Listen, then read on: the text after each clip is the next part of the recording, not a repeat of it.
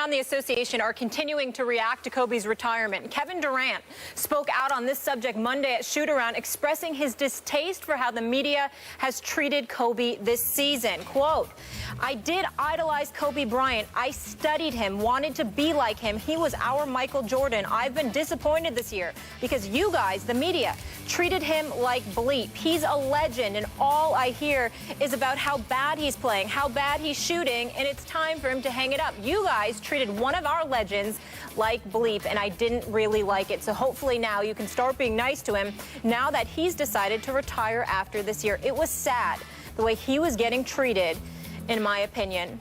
Stephen A., what did you make of KD's comments? Well, first of all, KD has the right to his opinion. And it wasn't that far off, to be quite honest with you, because there were some things being said about Kobe Bryant that appeared to be some piling on. So Kevin Durant is not completely wrong about this. Let's put that out there first and foremost. But where I have a problem with what he's saying is that, once again, we have a situation where a guy where the kid gloves have basically been applied to him by the media, is calling out the media, and then he doesn't have the decency to specify exactly who he's talking about. Like, there were a lot of people in the media that were excoriating Kobe. There were a lot of folks that were not. I remember myself and others pointing out how this poll by our very own network was ridiculous. It was insulting considering the body of work that this guy had put forth. Now, Skip disagreed to some respects because obviously Father Time was scheduled to kick in. We had to see what it was. And then, you know, truth be told, at the age of 37, when physically his body started failing him, we saw the obvious. But they were making these prognostications about Kobe in terms of rankings based on numbers, and that was all that there was to it, as opposed to really getting to see how healthy he was and how, you know, physically gifted he was going to be or was going to fail to be. So there's a lot of people that were very supportive of Kobe Bryant, and Kevin Durant gives the impression that everybody was against him. And that's simply inaccurate. That's just false. The other thing I'd like to point out is this. You know, when he talks about guys getting, you know, treated like garbage, what you're doing is you're ranking greatness compared to what it once was and compared to the guys who are presently great as of right now. You know, at some point in time, you know, Kevin Durant needs to recognize that we're going to start looking at him, because Kevin Durant, to me, is one of the top 3 players in the world. You still have no rings. You're one of the top 3 players in the world. We're talking about Russell Westbrook more than we're talking about you. You're one of the top 3 players in the world. And we're busy talking about the Golden State Warriors. So what is going to happen then? When we start asking questions about Kevin Durant, is he going to start saying that we're disrespecting him? What we're doing is we're recognizing your level of greatness and how that level of greatness should produce more than we're seeing it actually produce. And that's really what this comes down to. I totally agree with him when he says that there were some that treated Kobe like straight garbage. You know, I'm not going to use his word, but that's basically what he was saying. Kevin Durant is right about that. But it wasn't everybody. There's a whole bunch of people out there that got a lot of love and respect. And the one thing that Kevin Durant also was disingenuous about was this. There were a lot of people out there on the court against Kobe that never wanted any parts of Kobe, that suddenly were laughing and wanted him to stick them and wanted to take it to him and wanted to give it back to him because of the years he spent giving it to them. We're reporters. We notice. We see how cats are coming at him. We see how they notice how far the time is kicked in. We see how they notice that he's no longer 27. He really is 37. And physically, he wasn't able to do what he once was able to do, and how teams, as a result, was taking advantage of that, and how players themselves were taking advantage of that. So if Kevin Durant is going to open his mouth, tell the whole story.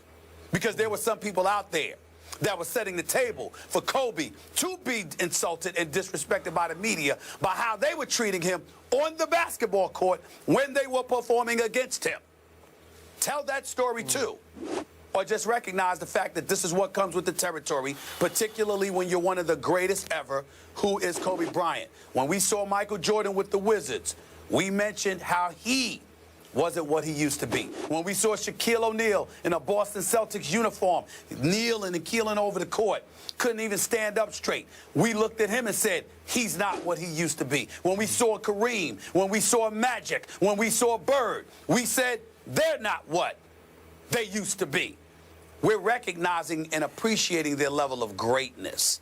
That's all folks are doing. Some of them went a bit too far, but certainly not most, because anybody who knows the game of basketball appreciates Kobe Bryant every bit as much as Kevin Durant claims he appreciates Kobe Bryant.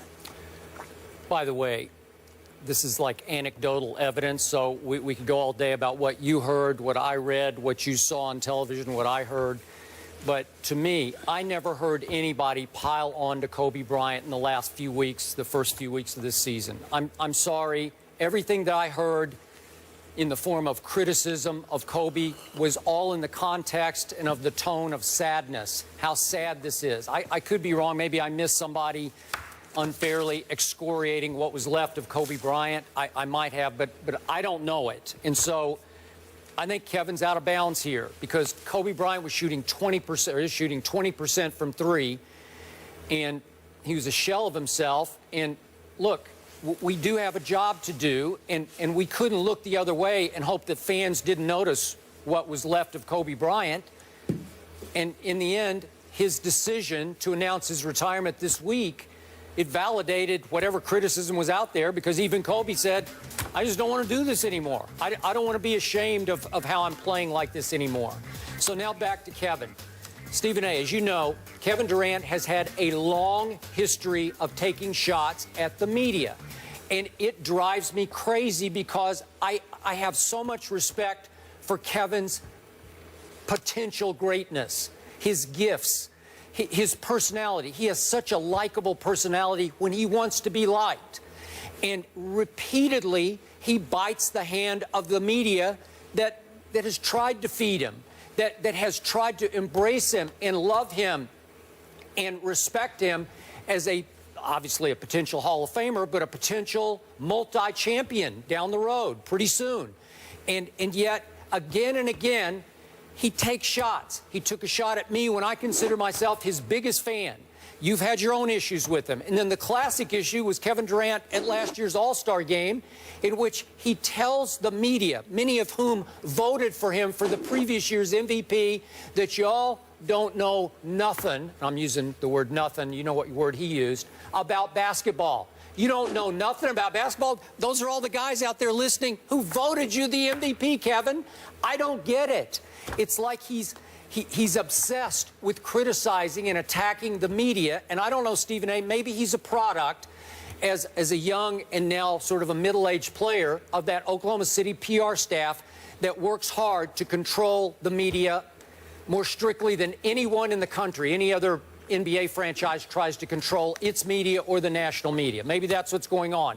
But here's my point. One reason to me that Kevin Durant is not yet a champion is his skin is too thin.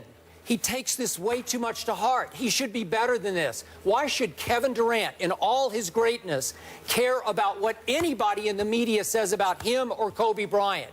It should not matter. He should just play. And yet, to me, it shows insecurity on his part. It shows weakness on his part.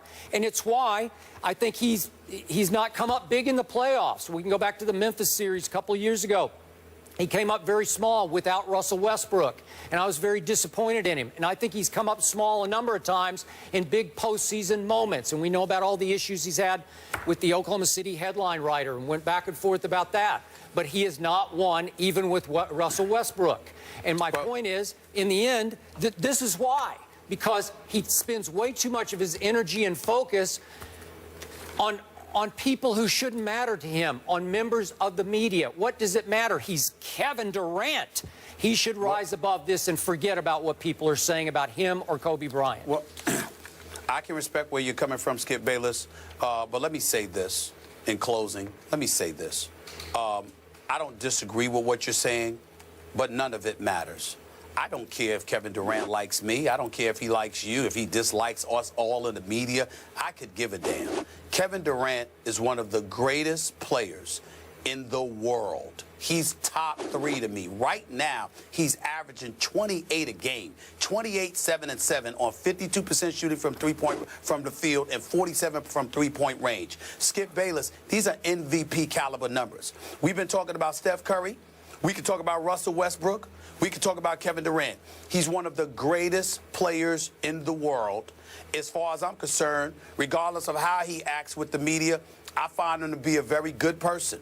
I think that he's losing it a little bit with the temper tantrums at the media from time to time, but I think he's a good person. I think he's a good brother. I think he's an incredible role model for the most part. He conducts himself appropriately. I think he's one of the great ambassadors in all of basketball. But in my opinion, clearly he wants our attention, and I'm going to give it to him for this one reason and one reason only.